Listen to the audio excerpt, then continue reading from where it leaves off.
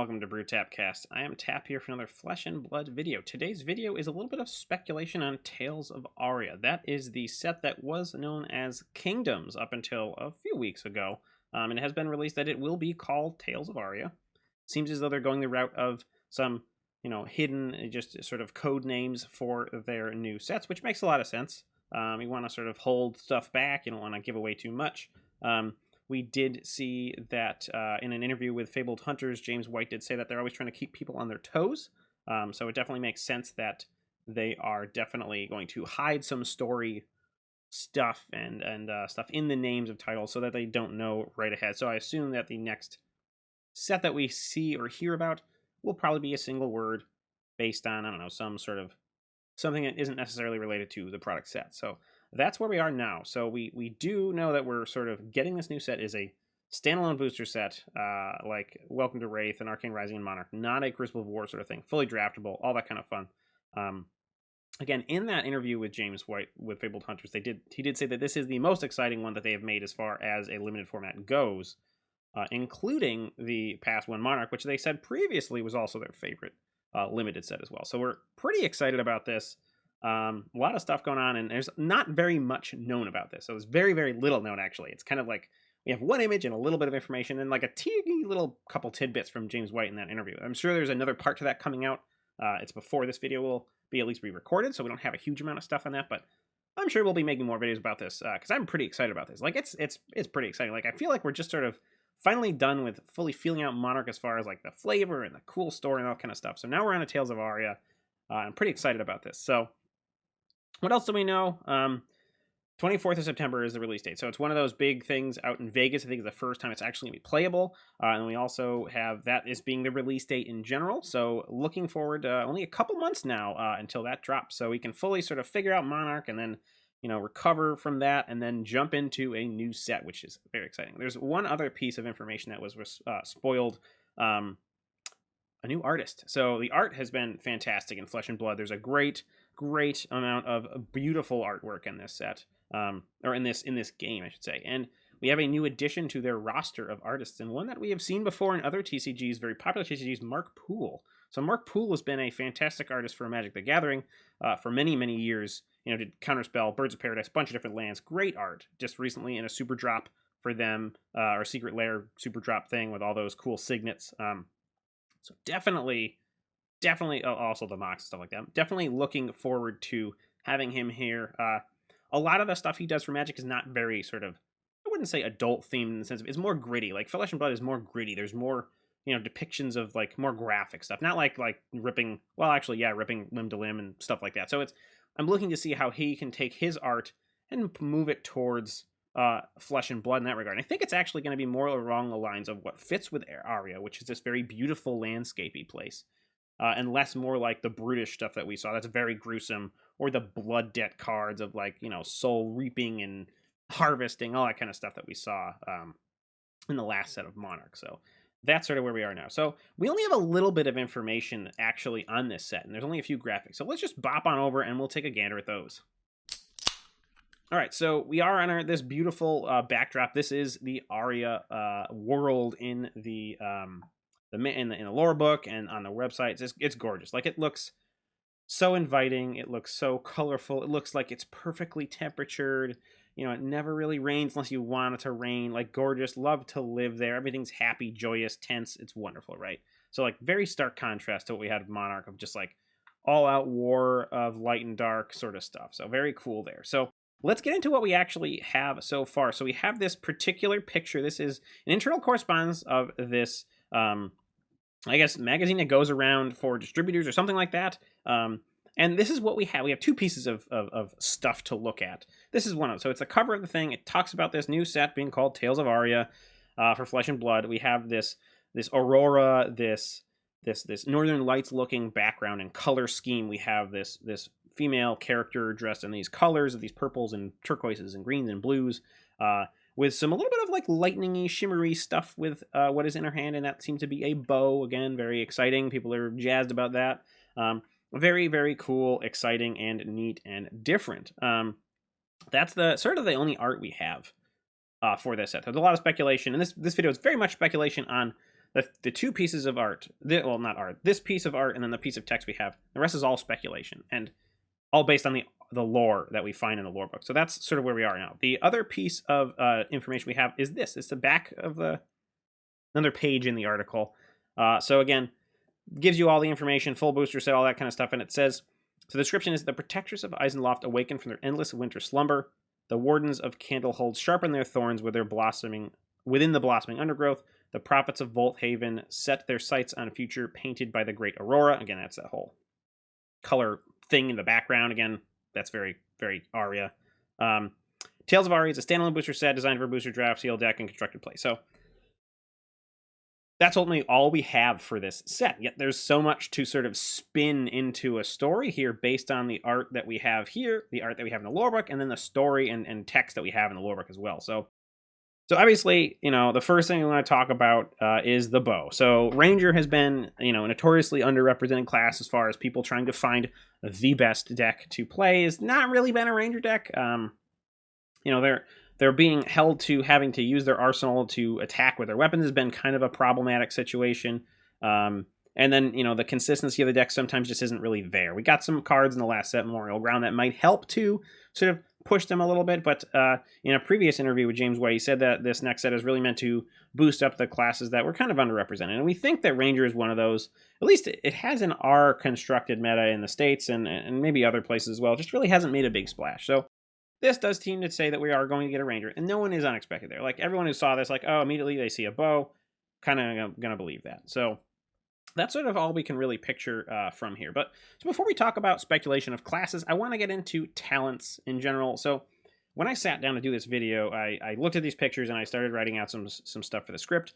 And then as I wrote it down, I sort of developed more and more of what could be there. So you check the lore, you see some other stuff, and then it sort of what came into like, oh yeah, I got a couple ideas. It sort of expanded into a larger amount of like, wow, this is just on this little piece of information alone, we can spin a lot of stuff based on the lore of Aria, and it's actually really exciting. Like for me in particular, because of Aria, sort of is my kind of like I synergize most with that as far as like a character level sort of thing of like this very elemental, natural, powerful, land-based sort of thing. That's kind of like how I want to play the game in that regard. So let's talk about talent. So what is so special? One of the things that's so special about Aria is the flow. So that is, and again, you can see in the background the aurora, the northern lights, whatever you want to call it.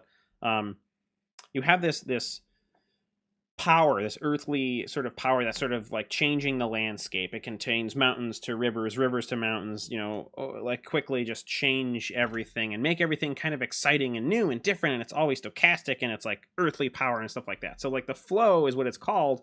That could be a talent in itself. Like flow could be a talent. Like, the power of soul was light. Well, the power of Aria is the flow. Like that is your talent. You're harnessing, you're being powered up by the flow to go and smite the enemies of Aria, or maybe not smite, maybe crush, because smite doesn't work. Smite's more of the holy light of soul sort of thing there. But so that's kind of where like that main thing goes. Or like maybe you think of it as elemental. So it's sort of an elemental sort of thing. Like the guardians themselves, the way they're described is they are enchanted by powers of the earth. Like these elemental creatures or things, they enchant them with these powers. That's where we have Bravo with his power. He's enchanted by elementals of power and stuff like that.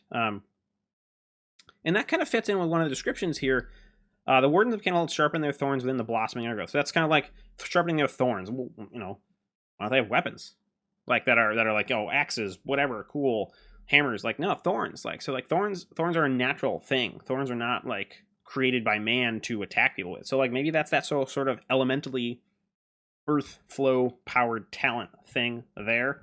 So that definitely kind of fits pretty well with that.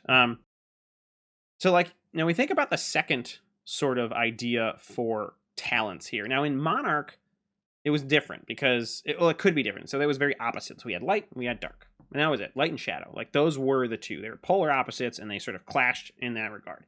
There's no set understanding that these have to be opposites. And Legendary Studios likes to sort of give people ideas of what it could be and then sort of change that sort of thing. So we don't really know if it is opposite, but let's assume it is, and then we'll talk about what it could be if it wasn't. So if it's opposite, what's the sort of opposite of elemental? Well, it could be sort of like mechanical. So tech or human-made things. So instead of having nature sort of power humans are taking nature and making it into their own power, like whether that's through like burning or changing or forming or whatever. And that's kind of where we get to mechanologists. So like I'm not really sure how that's supposed to reconcile as a talent versus a class, but that's sort of like artificial. You can think of it as an artificial sort of thing. If it's not opposite, well, what could it be? So it could be different kinds of elements. So whether that's like, and looking back at the picture here, it could be like this is lightning or ice or something like that. So like a lightning elemental or lightning power or something like that is like one of these kinds of talents. And then definitely there's a lot to draw from in the lore, because lightning or elemental in that regard is the Tempest Plane. So this area here that's called the Tempest Plane, that is just a scorched, barren earth, because there's constant storms just literally striking and burning anything to a crisp that's there. So like definitely this particular, what could be a ranger on this cover, definitely sort of points to that kind of thing. So like we definitely see that as a scorched earth, Tempest electrical power talent thing. Other ones we can talk about, and they're sort of like things that I would be excited to see, would be like earth or slash animal sort of thing, or water. Like, and there's stuff to bring for there. So earth, we can see this being like the power of the flow, like changing earth or pulling up this huge piece of earth and throwing it at your enemy, or taking on the strength of like this piece of stone and like smashing someone with your fist, but your fist becomes like stone or earthen or something like that. Or it could be sort of like summoning the power of wild beasts, like you are harnessing, whether you're charging up, you're becoming a bear or just creature that can damage or whatever, or you're summoning bears or something like that. So like more of a beast summoner kind of thing, taking on the powers of these animals. Who knows, that could sort of work there. Now, there are some lore things that sort of fit with that in Aria. So the source book has like, so they have what's called the underworld of these Askra trees. So it's like the other worlds, where there's this basically beneath the roots of these trees are they another plane or another world or existence or whatever, and they maybe be able to draw power from there, draw power of creatures from there, something like that. We kind of think we see a little bit of this in the art so far. So in Monarch, we had the card Rise Above, and Rise Above, again, we can see like this beautiful world of trees and light and flowers and things, and then the bottom is this monstrous, devilish, evil-looking, dark, bad sort of thing. And Vidya Willamir, the person who's quoted on the flavor text here, our gifts allow us to see the beyond, but even we cannot shape the visions we see on the other side. So like I wonder if that sort of that line, that diagonal line through this card is rising out of, is part of what is below those trees. I don't really know, because it's supposed to sort of signify what was supposed to be more better or happy or good underneath there, but we don't really know. That's just one piece of art that is totally taken out of context. So beneath the trees reads whatever, who knows, another talent like that. But so water was the other one you're thinking about. So water talented could be a couple different ways, and this is also pretty exciting, and it could fit with the art we see on that on the front as well, because like maybe that is ice, but not lightning. Who knows really there? But so water talented, whether it's base like control rain or snow or ice or whatever, hail may cause hailstorms or whatever like that. That's sort of maybe like a wizardy sort of thing. Who knows? And then you could sort of step through like from being from good and protective of just harnessing the elements to try to battle enemies, or you could go like sort of like more like evil, sort of like sucking the moisture, dehydrating your enemies, like just like drying them up and crisping them up so they just die or something like that. They desiccate to death. Even darker would be like pulling the blood out of their body and using that to like summon a blood axe that you just like chop them apart with or something like that, freezing blood into a weapon. Who knows? Just some sort of like icy sort of thing. We have an area in Aria called the Bleak Expanse, which is also that kind of story. It's this heavily snowy and stormy place that you can't make your way through unless you know the exact path. If you go out the path, you're just kind of dead. So like there's that sort of wasteland of snow that fits in with maybe this is an ice power thing. We also see in that that text the Protectors of Eisenloft awaken from their endless winter slumber. So maybe they're in that area. They've always been sleeping. Maybe you walk the path and they're just like sleeping or whatever. They haven't been doing anything. Who knows? All right, so those are like sort of the possible talents of elemental, mechanic, tech, whatever. Who knows? Flow. It's really kind of flow-centric. The Great Aurora. That's the major talent here, right? And it also could be that we see talents that are just like the enemy of what that is, and you don't necessarily see them in the lore and Aria as well. It could just be like maybe Metrix is going to be getting after him, trying to chop down the forests and push their concrete jungle out into their area. Who knows? I mean, that could be like That could be like if there are always these diametrically opposed talents. That could make a lot of sense because they're in the on the I don't have the map on the screen. If you look at the map on the screen, I'll pop it in now. Aria and Metrics are sort of like right next to each other, so maybe they're trying to push into expand. So maybe that's sort of like, and we also see some other info on the world becoming encompassed in a war, maybe from other cards, but whatever. So we talked about the talents. So what about the classes? So this is the real juice and meat of what we want to talk about here. So we talk about talents. So before we get to classes that are new for this, let's talk about existing ones that would fit in. Well, obviously we see Ranger, so don't really need to say anything else. Some kind of talented Ranger. We see a bow, probably pretty good chance that's going to be in there. Next one, to Aria was the place of Guardians. It was Bravo. Bravo's not very supported, just like Ranger is, so theoretically that could get supported. And you can sort of see wherever that can go, that you'll have a Guardian class. That makes a lot of sense. Probably not going to be the tech side, probably more like the flow talented side, but who knows. Another class that, again, only has one sort of set of cards that helps it is the Illusionist. We just saw an Illusionist in Monarch. The Cesari or Cesari, or however you say that, Cesari, the creatures in this area of Aria are very sort of like mirage-y sort of creatures, so maybe they are able to summon the mirage creature, the Cesari, or Cesari, to have them fight. This could be sort of like that elemental illusionist that's pulling these creatures of the land or something like that, or causing mirage storms or something like that. So we could see Phantasm or something like that again. Who really knows? But that's in tune with the flow and these creatures, things changing and being different 1 second and now a new thing, whether that's the flow or mirages or something like that. So that can really make sense. The other ones outside of like maybe like we touched on that wizard, like a weather wizard, sort of like harnessing the elements to forked lightning people to death or whatever. There's that kind of thing, but we're not going to go into the other classes that are already pre-existing because they all don't have as much ingrained in the lore of Aria itself. So we'll talk about possible new classes now. So there's a couple. First one is we sort of very synchronous with that whole elemental flow animal talent thing, and that would be like a druid class. So just the flavor of Aria does kind of, as well as like what we saw with Bravo, like I feel like this is also easy to have a druid class sort of thing. So that would be really cool, being able to have the power of the creatures or harness the creatures to fight with you, or or pull power from the earth and make yourself as strong as or as hard as a rock or something like that. That could definitely really make a lot of sense. And a druid could be a really good fit here, and I'd be really excited for that. That's not one of the lore book has that whole big picture of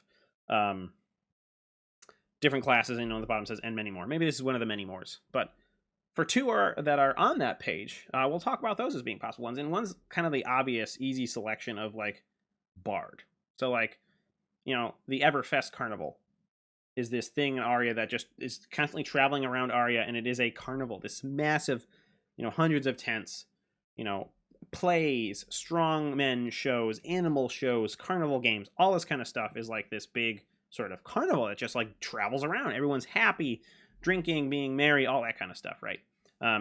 Bards are part of that entertainment. They are part of that sort of power. And so like maybe there is this class that is based on joyousness or having these very melodic things, of whether it's like D&D route of bardic inspiration, or more like malevolent things of like discordant chords that cause people to get confused or whatever. Like, so like imagine having a lute that you can just like confuse people with, like strum it down, they just like get all discombobulated or something like that. That's kind of a weird thing to think about, but Bard kind of makes sense with a lute as a weapon sort of thing. Like perfect place to have that. There's part of their sort of not even hedonistic sort of tendencies, but just like loving the party, living life, loving life, all that kind of stuff. The last new class that is on here that I think is kind of very flavored to this channel, is a brewery beer centric flavored channel, is Alchemist. So we do see in the lore that there are a lot of brewers, a lot of taverns, a lot of brewers, braumeisters in this particular area, and maybe that could be your potion maker. I mean, you could have like, definitely you could see different alchemist potion makers of different spectrums, like evil ones, whether they're shadow, like making poisons that like corrupt your cells and you die, you melt or whatever. Or you could see more of the tavern braumeister, brewing beers, potions to augment, give you power, heal you, that sort of stuff. Like there's definitely like a large spectrum of what we could see there. So like harnessing the power of the flow to create potions as a brewer or whatever like that, or drafts of power, whatever you want to call it in that regard. So I can definitely see that alchemist, potion maker, brewer being a class here. I'm not entirely sure what their weapon per se would be. I mean, you could have a cauldron or a kettle, but that would, I don't know how you're gonna throw it at something. That's not really gonna make a lot of sense. But and we do see pictures of brewers and that stuff that are obviously, this looks very Guardian-esque, right? He's a Guardian card, right? Like Aria, this is a picture of a tavern in Aria. Like you see the guy barkeep with a sweet, nice frosty pint in the front and like one partially drank in the back. So you can see they are the craftsmen of their brews and stuff like that. So I can see a lot of potions, and maybe they're not going to be so bad, that kind of thing. So that's definitely the possibility of some of the new classes there. And then, not class related, but related to what other things we would see. There's a lot of meeps. So these meeps are these like little animals that have a lot of like articulation. They have like, they can grab things, pull things, pick up things. They're very, mischievous and intelligent. So I'm sure we'll see a bunch of those. Not like that's a class or anything, but it's just kind of an excitement little piece of lore that I'm sure are going to show up in cards because they're kind of these goofy little things. And maybe there's a druid who can sort of like harness their power, or like have a pack of them that they go and they just like pulls their enemies' weapons out of their pockets or whatever, that kind of stuff, or distract them. But yeah, so that's kind of where we're sort of thinking right now with these few pieces of information and art. That's kind of where we're thinking as far as what we think will be the classes and talents and that kind of stuff. So we saw Ranger, Guardian, Illusionist, Druid, Bard, and then we have like, or Brewer, we have like Elemental, Tech, or Artificial, Mechanical, and then like Flow or Enchanted as the sort of possibility of talents. So there's a lot of stuff there. Can't wait to have more tidbits sort of drop. Really excited also to have Mark Poole on there. So I think that's all we have for this speculation video on Tales of Aria. So that'll be it. So this is Tap for Brute Tapcast saying thank you so much for watching the video, and we hope you got some fun out of this and think the same way we do. So cheers.